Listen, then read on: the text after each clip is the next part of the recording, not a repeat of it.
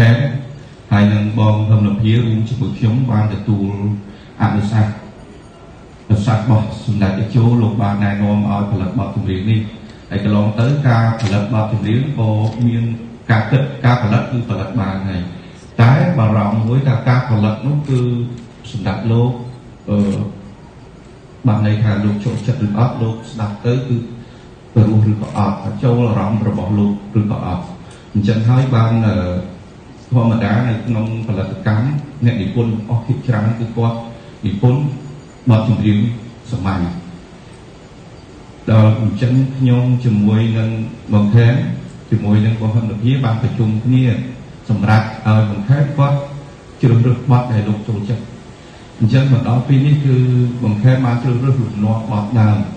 ហើយយើងបងមិននិយាយបាននិពន្ធរហូតដល់ជាង50បទហើយផែនការនៃការផលិតរបស់យើងទាំង2អាល់ប៊ុមមានន័យថា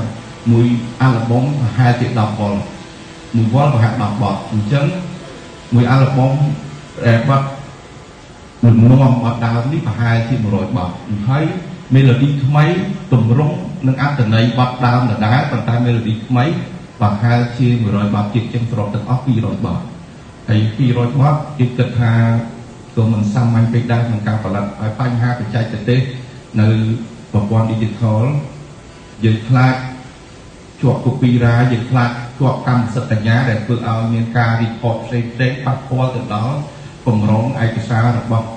សម្ដេចតេជោដែលជាឯកសារប្រវត្តិសាស្ត្រសម្រាប់យុវជនជំនាន់ក្រោយ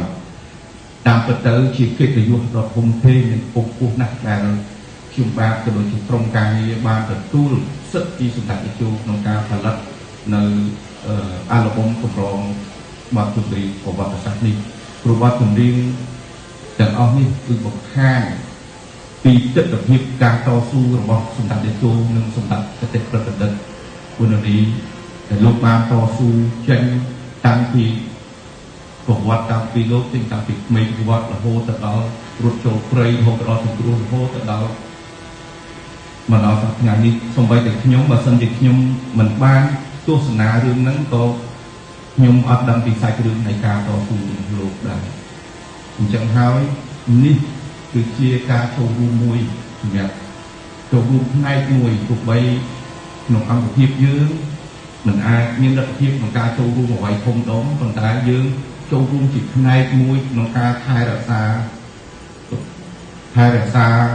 ប្រវត្តិសាស្ត្រសាច់រឿងប្រវត្តិសាស្ត្រជូនលោក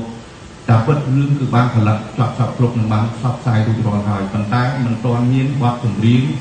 ដែលបង្ហាញពីទស្សនវិជ្ជានៃសាច់រឿងនេះទាំងស្រុងអញ្ចឹងក្នុងរឿងភាពយន្តភាគផ្នែកធំនេះគឺយើងផលិតបទចម្រៀងរហូតដល់2អាល់ប៊ុមហើយក្នុងមួយអាល់ប៊ុមរហូតដល់10វ៉ុល